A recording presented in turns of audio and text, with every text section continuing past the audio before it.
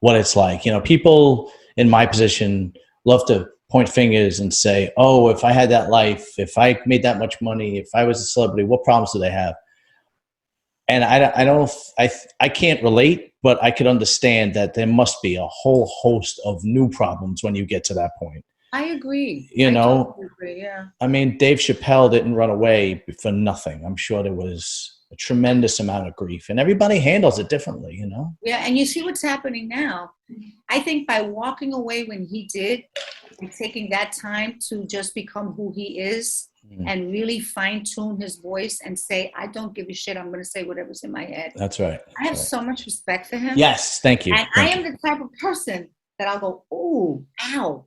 You know, like I feel where some people might react to it, but I can't help it. I'm laughing my ass off. Oh, yeah. Half the things that people would throw up at, I'm laughing at.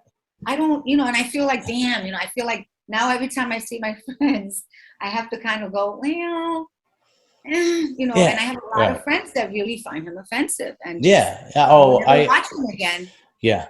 The same thing. Well, we'll get into that because that's one of the topics I wanted to get into is the political correctness, but we'll get into that. I still want to know who was your favorite stand-up, you know, as far as men or women stand-up.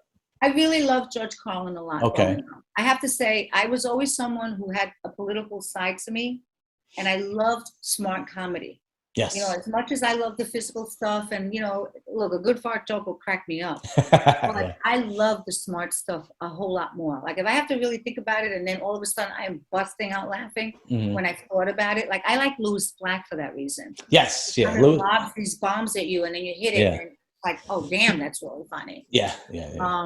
I also like Kathleen Madigan. Kathleen Madigan is great. Yeah. And a lot of people don't see, here's another woman who's this amazing writer that has reached all kinds of pinnacles. And a lot of people don't know who Kathleen Madigan is. No. I think she's marvelous. I think people most know her for Amy Schumer stealing jokes from her.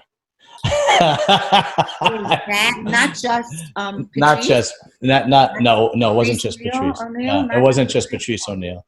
Wow, I have heard that many times. Yeah, me too. I don't know the specifics, but I'm sure there was like several women and Patrice. No, the Patrice joke I know was definitely his joke. Patrice does not get enough credit. Yeah. Patrice, in my opinion, Patrice was a damn genius. Yeah, he was a really great writer, but I have to tell you, he was not kind to me in the beginning. Well, I could see that because he's not I could totally see that. I could give a shit. Who's this new comedian? You know, whatever. Yeah. He used to literally, when I walked into the club, I went into Comedy Cellar many times to try to sort of figure out if I wanted. I've never worked there. And part of the reason why I've never worked is because I was so intimidated by being treated so mean as a new comic there that I just went back. But I do agree that he was one of the best writers. I mean, brilliant. Yeah, his comedy was, and it was different. Yeah. You know, he said the painful truth that nobody wants to face. That's our job. And he made it funny. Like he did a bit about how important a white woman's life is. Did you ever see that one? How many years ago did he do that bit? Yeah. I don't know. It was like 15 years ago. Yeah. And something like that. And he actually, you know, said, you know, a white woman dies and that's, you know, 6 months news on, you know, a major network. And then he looked at a black woman in the audience. He goes, if you died, how long do you think people would look for you? Like, how long do you think? You know, and those are realizations that, like, when he said that, I was like, holy shit, that's so fucking true. Yeah.